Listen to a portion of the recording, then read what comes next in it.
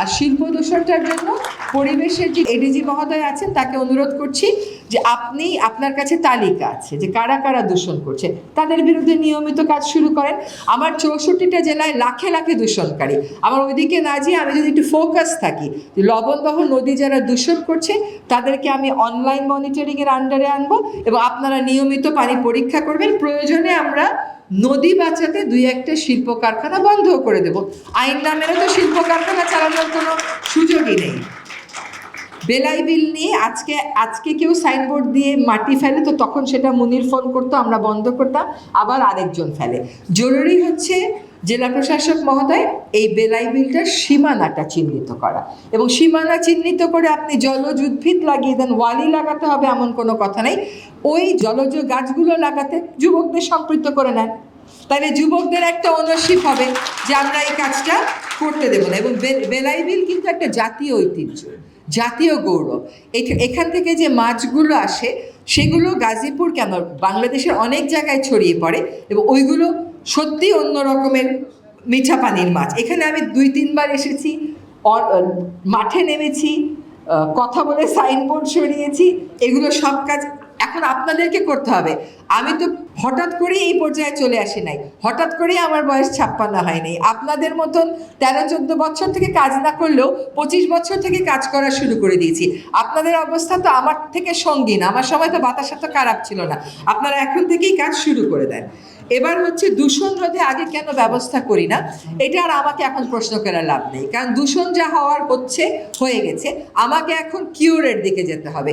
Yes, prevention is better than cure, but then when there is a disease আপনাকে ওইটা ট্রিটমেন্টের জন্য আগাতে হবে। পাটের ব্যাগকে সাহায্য করা, ড্রেজার যারা করেন তাদের সাথে মিটিংয়ে বসা, এগুলো সবই আমি নোট নিয়েছি, এগুলো করা হবে। শিল্প খাতে পানির ব্যবহারের যে খসড়াটা রয়ে গেছে, মোবাশ্বের আমার সহকর্মী আছে, তাকে অনুরোধ করছি এর পরের দিন আমাকে এটা একটু দেখানো। আমি পৃথিবীতে অনেক জায়গায় গেছি, বাংলাদেশের চাইতে অনেক বেশি নির্মাণ হয় এমন অনেক দেশে আমি গেছি। আমি কোনো দেশে দেখি নাই মাটি পুড়িয়ে পুড়িয়ে ইট বানায়। ইটভাটা যেমন বায়ু দূষণ করে, তার চেয়ে বেশি সর্বনাশ কী করে জানেন? আমাদের কৃষি জমির উপরিভাগের যে টপ সয়েল ওটা নিয়ে পুড়িয়ে ফেলে। ওটাই হচ্ছে সবচেয়ে উর্বর জায়গা এবং ওইটা আর 100 বছরও রিপ্লেসড হয় না। আর কি করে জানেন? বান্দরবনে, রাঙ্গামাটি, খাগড়াছড়ি, সিলেট, চট্টগ্রামে পাহাড় কেটে কেটে মাটি নিয়ে আসি ইটভাটায় পোড়ানোর জন্য। আপনি একটা পাহাড় সৃষ্টি করতে পারবেন? আল্লাহ তাআলা বলেছেন কোরআন শরীফে যে আমি সুউচ্চ পর্বতমালা সৃষ্টি করেছি যাতে পৃথিবী আন্দোলিত না হয়। আল্লাহ তাআলা কোরআন শরীফে যেখানে বেহেশতের বর্ণনা দিয়েছেন প্রত্যেক জায়গায় বলেছেন উইদাউট মিস যে বেহেশতের নিচে একটা নহর প্রবাহিত হবে, পানির ধারা প্রবাহিত হবে।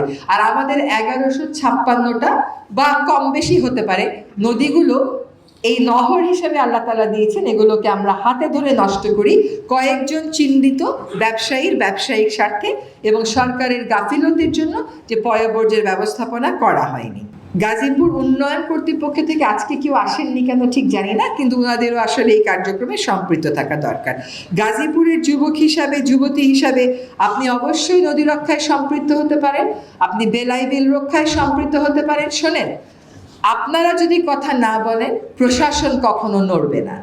একজন ডিসি ভালো হতে পারে, কর্মতৎপর হতে পারে, আরেকজন ডিসি নাও হতে পারে, এটা মানুষে মানুষে ডিফার করবে।